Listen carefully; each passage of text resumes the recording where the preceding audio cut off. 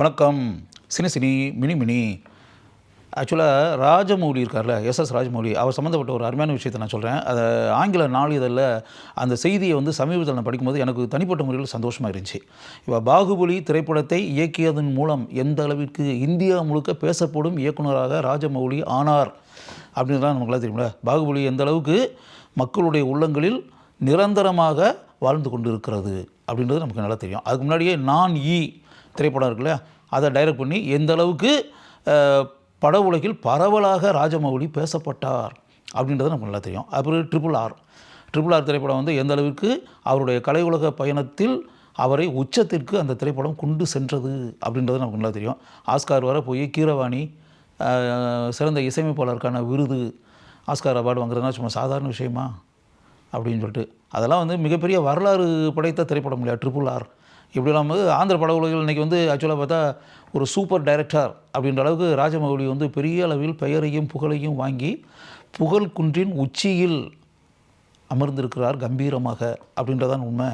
அப்படி இருக்கக்கூடிய ஒரு சூழலில் ஆங்கில நாளிதழில் அவருடைய நேர்காணல் வந்துருந்துச்சு. அதில் வரும்போது அவருடைய படங்களை பற்றிலாம் கேட்குறாங்க, அவர் பதில் சொல்கிறார். அப்படி இதெல்லாம் ஒரு பக்கம் இருக்கட்டும். இதை தாண்டி இப்போ நான் உங்களுக்கு இது சொல்லணும்னு நினைக்கிறதுக்கு காரணம் என்ன அப்படின்னா, அவர் ஒரு விஷயத்தை சொல்லியிருந்தார். அது அருமையான விஷயம். என்ன அப்படின்னா, அவர் என்ன சொல்கிறாருன்னா, இப்போ நான் திரைப்படம் பெரிய அளவில் ஹிட் ஆச்சு. அதே மாதிரி நான் டைரக்ட் பண்ண படங்கள் எந்த அளவுக்கு பெரிய அளவில் பேசப்பட்டு அப்படின்றதெல்லாம் பாகுபலி எந்த அளவுக்கு மக்களால் கொண்டாடப்பட்டு அந்த சம்பவம்லாம் நடந்திருக்குன்னு தெரியும். ட்ரிபிள் ஆர் படம் எவ்வளோ பெரிய சூப்பர் ஹிட் ஃபில்மாக அமைஞ்சது அப்படின்றதெல்லாம் எல்லாருக்கும் தெரிஞ்ச விஷயம். இதையெல்லாம் தாண்டி பிரம்மாண்டமான படங்களை நான் டைரக்ட் பண்ணி இன்றைக்கி மக்கள் என்னை தலையில் வச்சு கொண்டாடுறாங்க அப்படின்னா, எங்களுக்கு ஒரு இன்ஸ்பிரேஷன், தனிப்பட்ட முறையில் எனக்கு இன்ஸ்பிரேஷன் யார் அப்படிங்களா? அவருக்கு இன்ஸ்பிரேஷன் ராஜமௌலிக்கு இன்ஸ்பிரேஷன் அப்படின்னா, எனக்கு இன்ஸ்பிரேஷன் டைரக்டர் சங்கர் சார்னு. நம்ம சங்கர் தான், ஜென்டில்மேன் காதலன் படத்தினுடைய இயக்குனர் சங்கர். பிரம்மாண்டமான திரைப்படங்களை இயக்கி தமிழ் பட உலகில் கடந்த 30 வருடங்களாக பவனி கொண்டு இருக்கும் சங்கர். அப்போ யோசிப்பாங்க, சங்கர் இப்போ ஆக்சுவலாக பார்த்தா இந்தியன் 2 எதிர்பார்த்த அளவுக்கு வெற்றி பெறாமல் போச்சு அப்படின்னு உடனே சங்கர் அப்படி நம்ம ஒதுக்கிட முடியுமா? அப்படி ஒதுக்கவும் கூடாதுல்ல. அதோட அவர் ஒரே ஒரு படம் தோல்வி படம் கொடுத்த உடனே நாமளே நினச்சிக்கிறதா சங்கர் இனிமேல் என்ன அவரால் வெற்றி படம்லாம் தர முடியுமா அப்படின்னு நம்மளே மனசுக்குள்ளே கற்பனை பண்ணிக்கிறதா? எவ்வளோ வெற்றி படங்கள் கொடுத்த ஒரு சங்கர் அப்படின்னு சொல்லிட்டு அப்போ ராஜமௌலி அதை சொல்கிறாரு. என்னன்னா, இன்ஸ்பிரேஷன்றது எனக்கு சங்கர் தான். ஏன்னா அவர் என்ன சொல்கிறார், நாங்கள் உதவி இயக்குனராக நான்லாம் ஒர்க் பண்ணிக்கிட்டு இருக்கும்போது சங்கர் சாருடைய படங்கள்லாம் அப்படியே திரைக்கு தெலுங்குலாம் அந்த படங்கள் டப் பண்ணி வந்திருக்குல்ல. தமிழில் வெற்றி பெற்ற எல்லா படமுமே தெலுங்குலேயும் வெற்றி இதாக இருக்குது. டப் பண்ணி அங்கேயும் மிகப்பெரிய வெற்றி படங்கள் எல்லா படமுமே. நீங்கள் எத்தனை வருஷம் ஆகட்டும், ஜென்டில்மேன் திரைப்படத்தை நம்மளால் மறக்க முடியுமா? அந்த படத்தினுடைய மகத்தான வெற்றியை யாராலும் மறைக்க முடியுமா? காதலன் திரைப்படத்தினுடைய வெற்றியை யாராலும் அவ்வளவு எளிதில் மறந்துவிட முடியுமா? அதுபோல் இந்தியன் திரைப்படத்தினுடைய வெற்றின்றது சும்மா சாதாரண வெற்றியாது. இந்தியன் திரைப்படம் எந்த அளவிற்கு அப்படியே மகத்தான வெற்றியை பெற்று மக்களால் கொண்டாடப்பட்டது அப்படின்றதுல. முதல்வன் திரைப்படத்தை அவ்வளோ சாதாரணமாக மறந்துட முடியுமா? முதல்வன்லாம் எந்த அளவிற்கு பேசப்பட்ட ஒரு திரைப்படம், எந்த அளவிற்கு வெற்றி படமாக அமைந்த ஒரு திரைப்படம் அப்படின்னு இருக்கு இல்லையா? அதனால் ஜீன்ஸுன்றது எந்த அளவுக்கு ஒரு மாறுபட்ட முயற்சி அப்படின்றது ஒன்று இருக்கு இல்லையா? ஐஸ்வர்யா கதாநாயகா அறிமுகப்படுத்தி எந்த அளவிற்கு கலையுலக வாழ்க்கையில் ஒரு மிகப்பெரிய குறிப்பிடத்தக்க திரைப்படமாக ஜீன்ஸ் திரைப்படத்தை அவர் இயக்கினார் அப்படின்றது ஒன்று இருக்கு இல்லையா? அதனால் அப்படியே ஒவ்வொரு படத்தையும் நம்ம அப்படியே பேசிகிட்டே வரும்போது அந்நியன் திரைப்படம் எந்த அளவுக்கு வெற்றி படமாக அமைந்தது. அது பிறகு விஜய் கதாநாயகன் எடுத்த நண்பன் திரைப்படம் எந்த அளவுக்கு வசூலில் சாதனை புரிந்தது, எந்த அளவிற்கு அனைத்து தலைமுறையைச் சேர்ந்தவர்களும் அந்த திரைப்படத்தை பார்த்தார்கள் அப்படின்றது ஒன்று இருக்கு இல்லையா?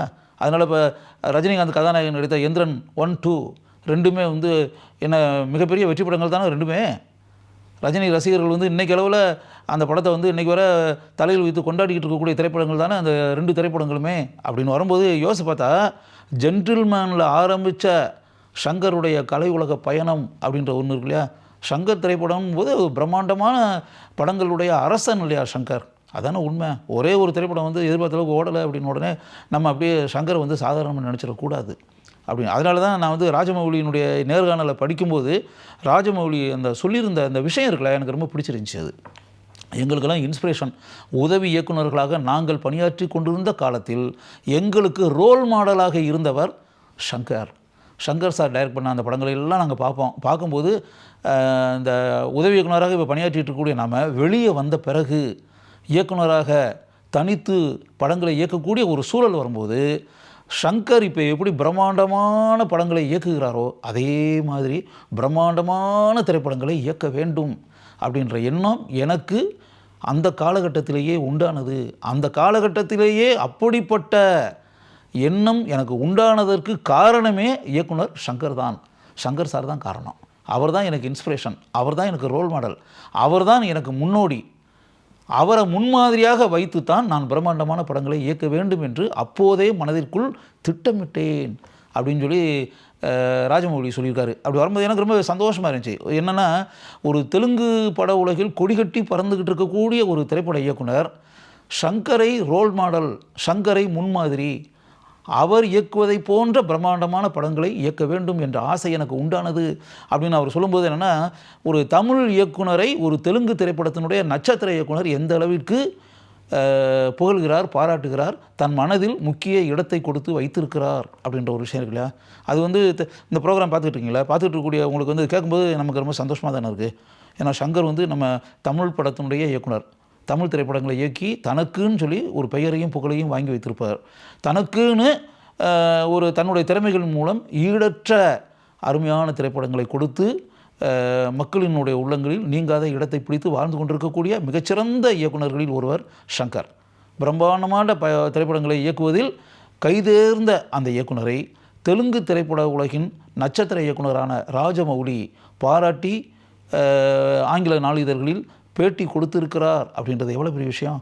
உண்மையாகவே சந்தோஷப்படக்கூடிய விஷயம். எனக்கு அதை படிக்கும்போது ரொம்ப பெருமையாக இருந்துச்சு. அந்த நான் பெருமைப்பட்ட அந்த விஷயத்தை உங்கள்கிட்ட கட்டாயம் பகிர்ந்து கொள்ள வேண்டும் என்று மனப்பூர்வமாக ஆசைப்பட்டேன். அதனால் அந்த விஷயத்தை இங்கு நான் கூறுகிறேன்.